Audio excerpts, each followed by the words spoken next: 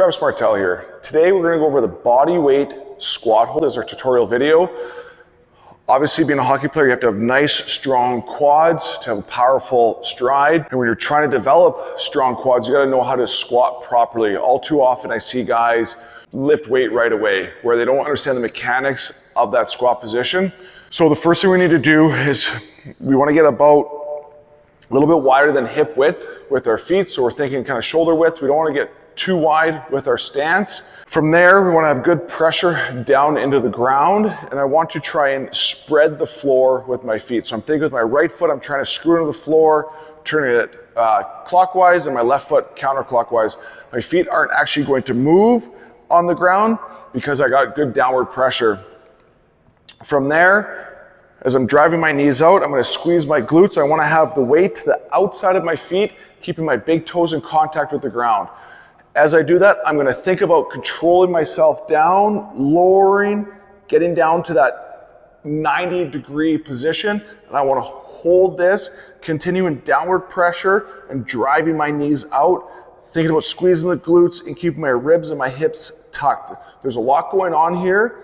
Yet, in order for us to have a good, strong squat, we got to make sure that everything is functioning the way it needs to function. Here at my 90, I'm not actually parallel to the ground because I have forward shin angle. So for my forward shin angle, my thighs up, I'm still creating a 90-degree angle without having to be parallel. This is a closer representation of our skating stance than for me to be back here and down into a 90-degree parallel squat. I want to be in a forward position.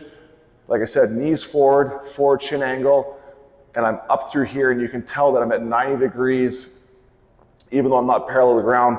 Once again, this is going to create a stronger skating position for me than the other way. And then stand up. So once again, downward pressure with the feet, trying to spread the floor by screwing our feet into the floor.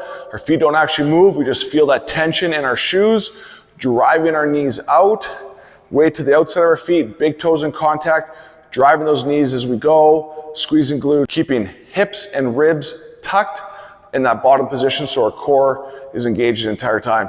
Once you can master this with just your body weight, it'll be that much easier to start loading it, whether that's in a goblet position, a back squat position, or even a front squat position. Hope you enjoyed this video. Please like and subscribe for more great videos to help you become a better hockey player.